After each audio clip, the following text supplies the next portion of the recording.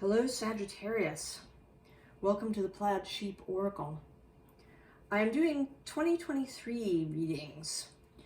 Not for the whole year, because that's a long time, even if it feels like it goes quickly. This is kind of a out of the gate energy as we move out of this stillness that we've been in. And that I think perhaps you've been chafing against, Sagittarius. I think one of the things about Sagittarius, you have this reputation for being just sort of really sunny and happy-go-lucky, right? Like there's no downside to having a Sagittarius sun or a Sagittarius moon, or but I don't think, right? I think that's not true. I think that that is flattening the sign out. It is associated, right, with the centaur, who was Chiron, the wounded healer, right? He had a wound that never healed, though he was skilled at healing others. Every Sagittarius sun person that I know is deeply complex.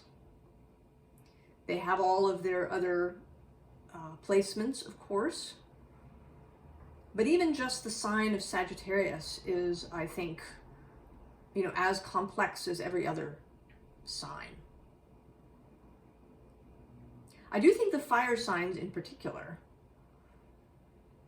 kind of have this reputation for being simple, right? Like Aries is the child, right? Just right out of the gate. What you see is what you get. But I can say, certainly from my own experience as an Aries sun, that that is incorrect. The same with Leo and Sagittarius.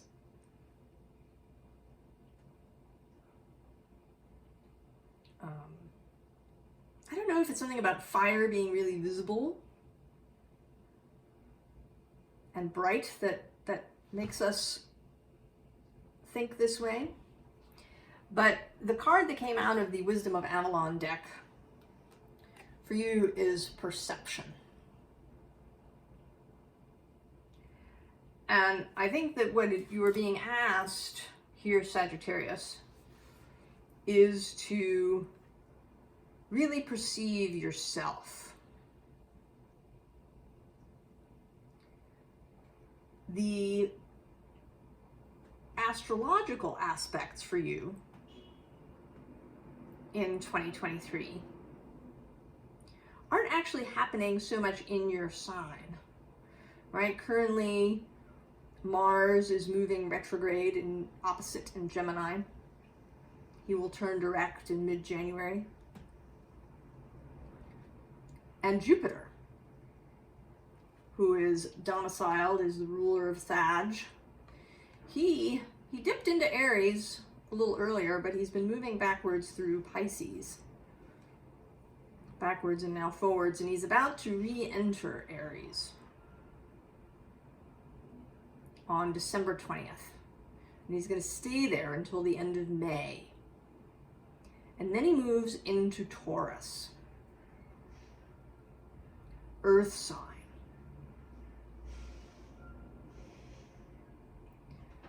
So there has been this, right? There's been this watery thing for Jupiter. And Pisces is square Sagittarius. I mean, it's sort of interesting because Jupiter is also the traditional ruler of Pisces. It's a bit like Mercury being Gemini and Virgo, two signs that square one another. Water and fire normally being seen as incompatible. Also earth and fire seen as incompatible, or at least challenging. And that theme is running through all these readings, the working together, working both with the sign opposite yours, the complementary sign opposite yours, but also working with elements that seem challenging. Earth and fire, water and air. Because in nature, these things are not incompatible. In nature, the elements work together. It's sort of our human perception that something is challenging or contradictory. So we start out of the gate with this kind of almost like a spirit animal kind of goddess for you. Thetis. She was a sea nymph and a shapeshifter. In one story, she transforms herself into fire, into water, into a lion, and into a serpent.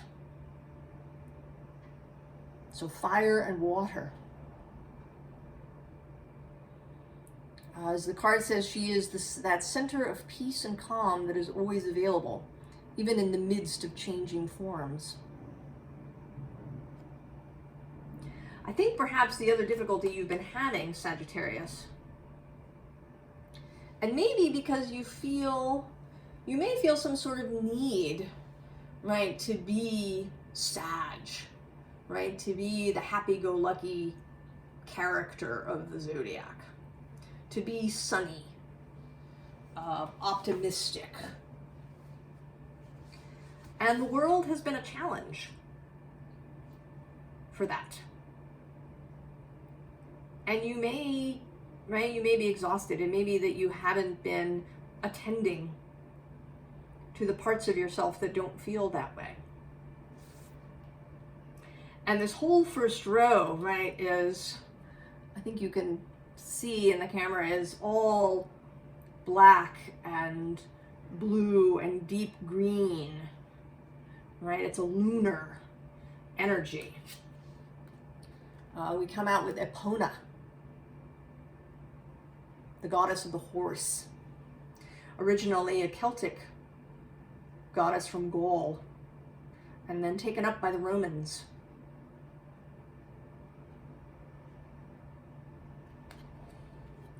Right? She's a symbol of freedom and independence, but also she is a mother goddess, right? Associated with mares and fecundity, right? If you wanted your mare to give birth to a healthy foal, you might pray or give offerings to Epona. She's also a psychopomp. So another complex character. And then we have the polar bear.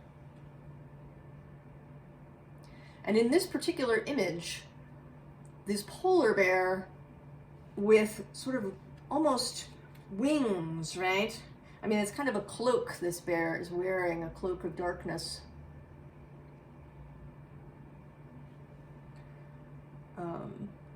The title of the painting by Susan Boulay is Playing with North Wind. So this earthy bear character playing with the wind and the moon.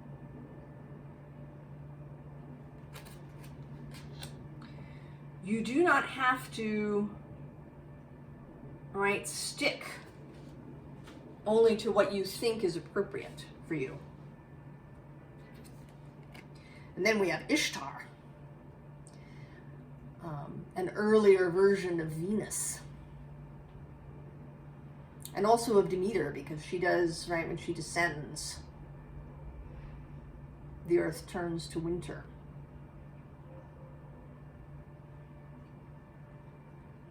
The morning and evening star.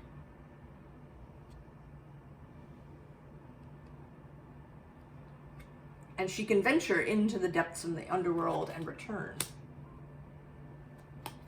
And then we have Sedna,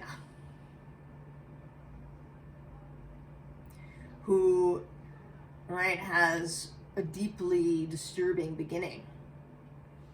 Right, if you know the story of Sedna, her father, they're in a storm at sea in their little boat, and he tries to throw her overboard.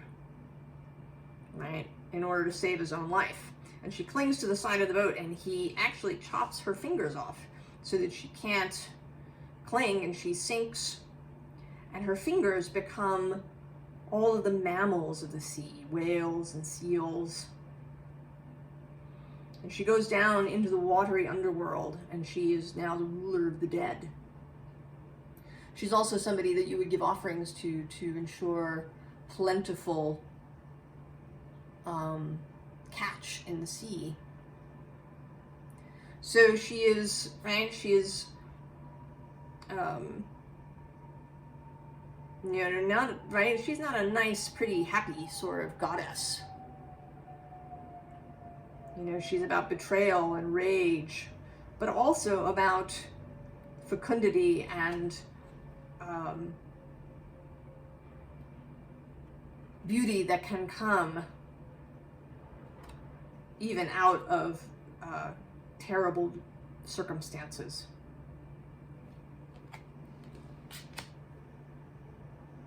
So I feel as if this whole first row is an invitation, an encouragement to dive a little deep, to examine the other parts of yourself, to see about how you perceive yourself. Is it based on what's really there, or is it an overlay based on what people expect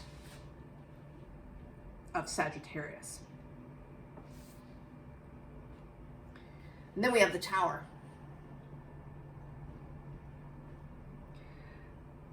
So I think that this is not something that is coming, but something that you are invited to create for yourself. To dismantle. Perhaps even with fire and storm. The tower that you have, right, that you built around yourself.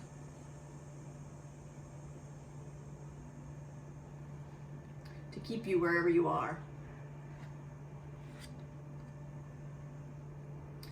And then there's this Herald of Swords, Page of Swords, right? This is about perception. About listening and hearing what wants to come in. From spirit, from your own wider self, even from other, examples in the world. And I feel as if this Herald of Swords is meant to get you out of this Eight of Swords energy that maybe you've been in, Sagittarius.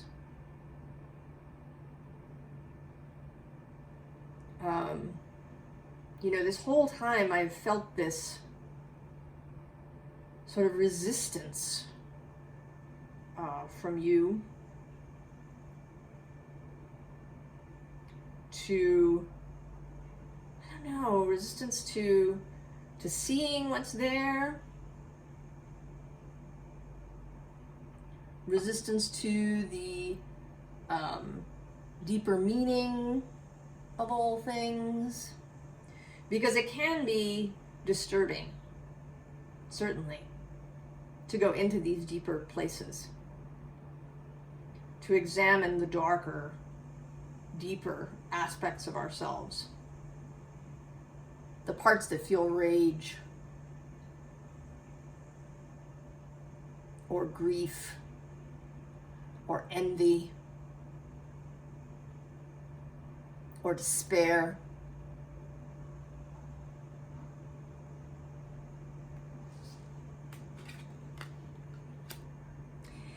And I think, like the mutable signs, you are averse to any sort of standstill or any sort of,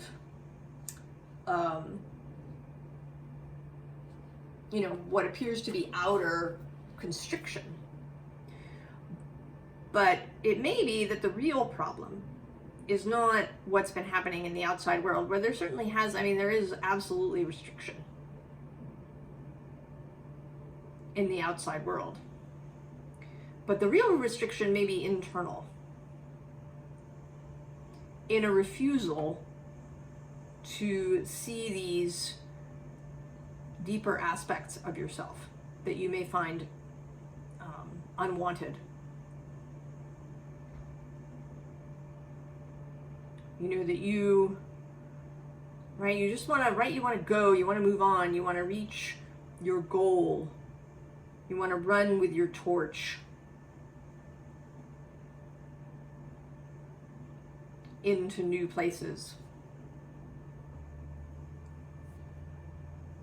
Now the next three cards, we have the Empress, the Knight of Pentacles, and the Hierophant. Heavy earth energy. The Empress and the Hierophant are both sort of Taurus as well as Capricorn energy, and the Knight of Pentacles is traditionally Virgo.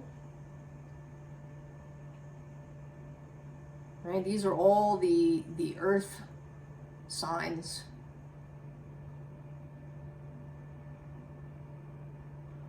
Right? And they're not comfortable, right? Capricorn is immediately next to you.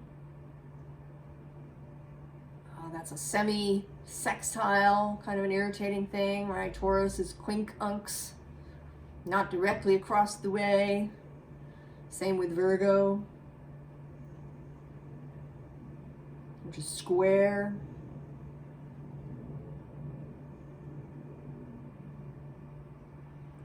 So earth energy is, I think, something that you don't feel, right, a great deal of comfort with. It feels heavy and restrictive.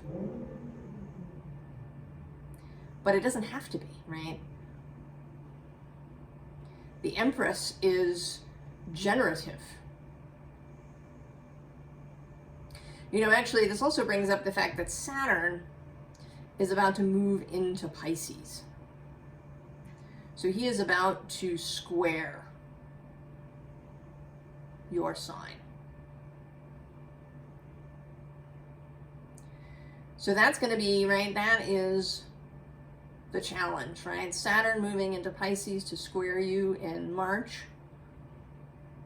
And then Jupiter, your home ruler, moving into Taurus.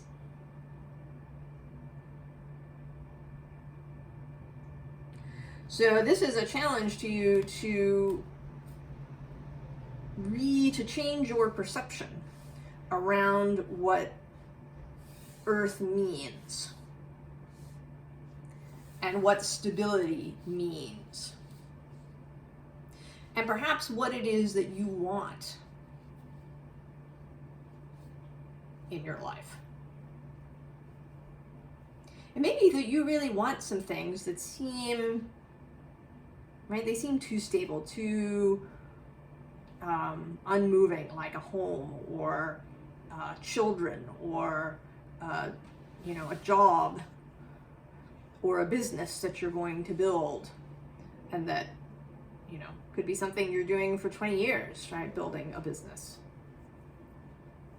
raising children. And the Hierophant repeats, this time in a more feminine form, as more of a challenge, right? I sort of see her, right? I see you, Sagittarius, you're on this journey, you're moving kind of through a dark wood, right? You've stepped into the woods. You're moving through, and then you meet this Hierophant challenger who wants you to really look at yourself and how you perceive earthly things. You know, that's another thing Sag is sort of known for, right? For not caring a lot about stuff. Right? Living light.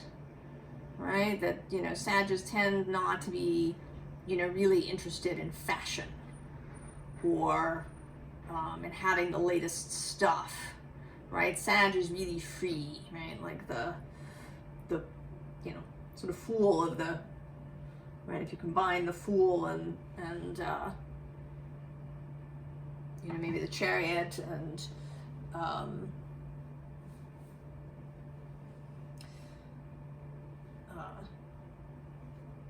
then Temperance, which is your traditional sign, and actually has never really seemed very Sagittarian to me. At least not as Sagittarius has come to be. Right? Jupiter, your planet, is the great philosopher. The philosopher king. The embiggener of things. And when he moves through Taurus, there can be a focus, right, on stuff. On property, on earth, on the body, on money. So, do you have ideas about all of those things? And here we get the Four of Wands, which in this deck is a very earthy, right? These trees coming together, very earthy. And then the Knight of Pentacles repeats. And this time, very specifically, right, he's holding this pentacle, this coin. So changing your perception around money, around property, around what you really want to have, around how you see and perceive all of these things. And also how you perceive time. All of these kind of really earthly concerns, mundane concerns. And some of that is Gemini's province, right? Time is sort of a Gemini concept. The creation of calendars and watches and clocks and all of these sorts of time devices. This has a, sort of a Gemini as well as Aquarius flavor.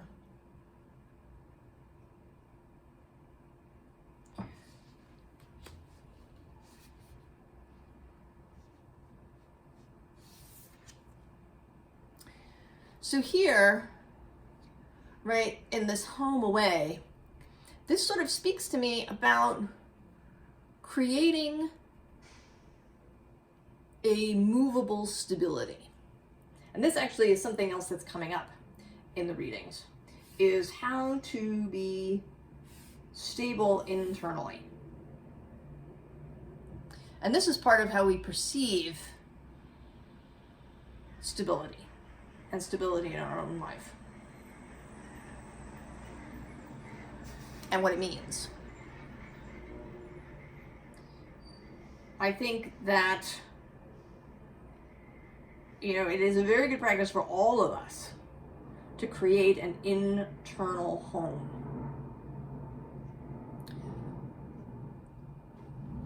I do believe, in the magic of place, right? The genius loci, and that we can feel much more at home in certain places on Earth. But we need to be able to carry our own internal stability that is not dependent on where we are or even who we're with. Right? We're human. We need connection to other people. But we also need this internal stability. And it doesn't have to be a prison or a cage or some sort of ball and chain. Right? We can have this internal stability and yet still follow this guiding emotional light. Right? This is the maiden. A youthful, optimistic energy following the moon. Passionate in her red dress. And then the Wisdom of Avalon deck actually wanted to come out You're the first one where this has happened. And the underlying card is the Eagle. And the subtitle says, Spirit, Integrity, Connection to the Angelic Realm. And I think all of that is important, as well as perception. Again, right? The Eagle sees, right? It has a big view from up above, but it can also see, you know, a small thing moving on the ground. Both wide and focused views.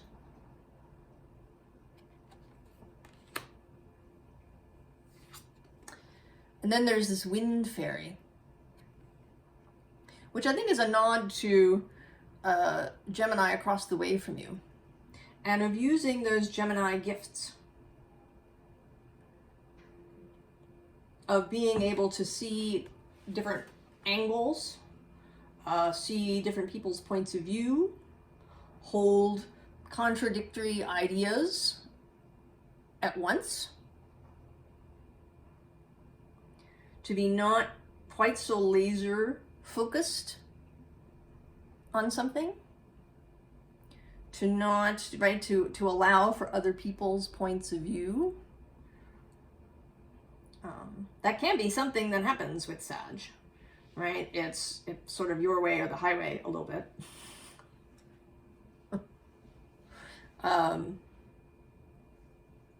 Right? Other people's perspectives are not seen.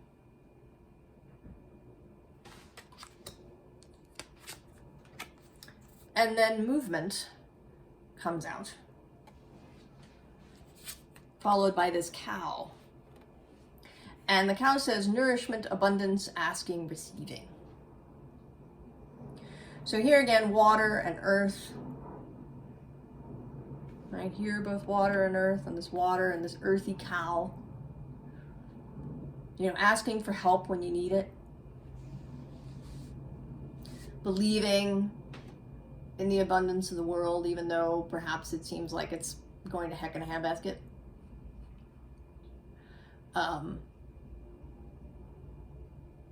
Right, allowing Jupiter's expansion for yourself. Allowing resources to flow into your life.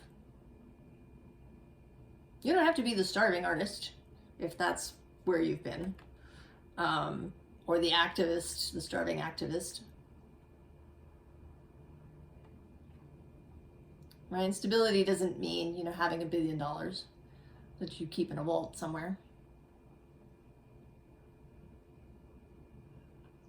Re-examine your belief systems around these earthy things. And I asked for some advice, and what came out is, it's very, right, it's a serious challenge, Sagittarius. I think there's some aspect of yourself, your wider self, your, right, the pure Sagittarius energy that flows, perhaps Jupiter himself, or Jupiter and Saturn working together. Because as he moves into Aries, there's going to be a brief period of sextile for Aries and Aquarius, and then there'll be another sextile from Taurus to Pisces after Saturn has moved into Pisces. So there's a real working relationship happening between those two. So the ability to expand, but in a disciplined way, right? So not expansion out of control, not expansion beyond one's means or resources, but an expansion that's beneficial for you around stuff. So the underlying card is this 3 of Cups. And this, I think, is the right, the underlying message of emotional harmony, remembering friends and family with whom you can celebrate and enjoy, and a unified will within yourself so that you're not fighting against yourself. So that some aspect of you that would really like perhaps something stable, or to have, you know, more means to do things and to not feel stressed about that. Or, you know, part of you that would really like to be able to receive. Is not in a constant struggle. Right, with the part of you that, you know, wants to keep moving or doesn't want to be encumbered, or, you know, doesn't want anything to do with money, or what, right, whatever it is. Right, this need to keep moving, keep moving, keep moving. Stay on target.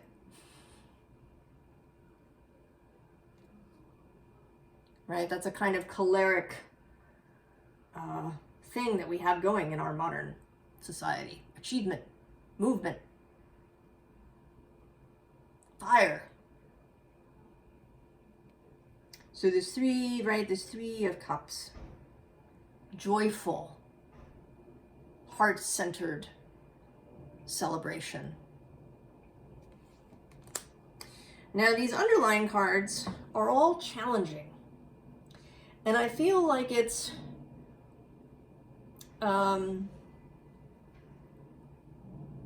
one, a piece of advice to not avoid these things. To work with them when they come up. Now, not to wallow around in them, right? We don't want to do that.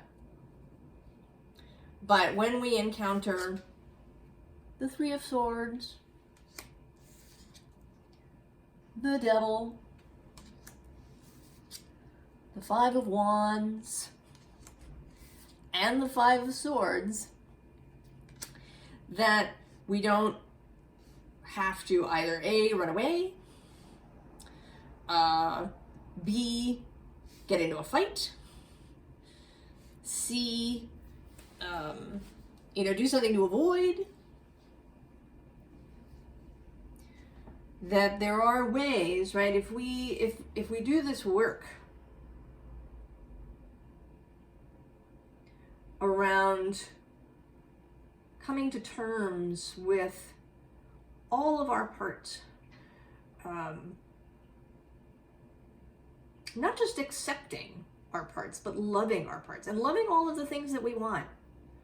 You know, we don't choose really our desires. We want what we want. And some of these things, of course, are based on crappy stuff that happened to us in our childhood that may lead us to want X, Y, or Z. And as we mature and as we work through these traumas and crappy memories and crappy programming, some of those wants may fall away. And we may find new wants that are based solely, right, on heart and soul-centered things. But they may still be wants that you might find, you know, that some part of you finds challenging. Right? Like a committed relationship. Or, you know, a job in what seems like a really normal thing, right? Like being an accountant. Or, you know, selling real estate, right? Something that may seem, you know, not romantic enough, not spiritual enough, but that you might be really, right? You might really enjoy, you might be really good at it.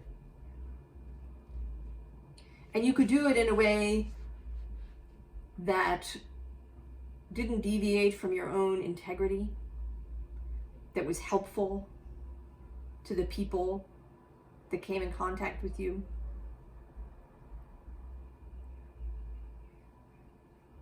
There are many, many, many ways to reach a goal. And although you like to fire your arrow and have it go straight at the target, it may be that the more interesting way is to have an arrow that kind of weaves.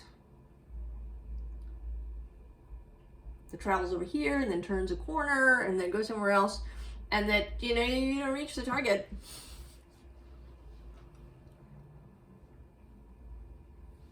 Right? A synergy with Gemini across the way. Partnership with earth and water. With your body that perhaps you neglect, that you demand that your body just keep going regardless.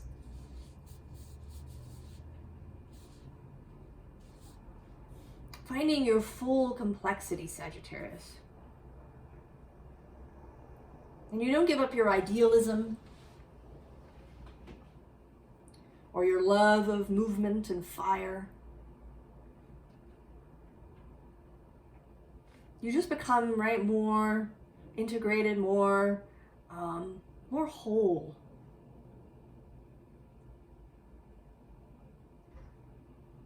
And I know also that you may be making a face at me right now at the monitor, because you've already been right in this standstill, in this pause, and all of this feels like I'm asking you to stay there. But I'm not. And this energy isn't asking you to stay where you are. But it is asking you to proceed in a different way than you have before, with attunement to all of your parts. And this might mean slowing down,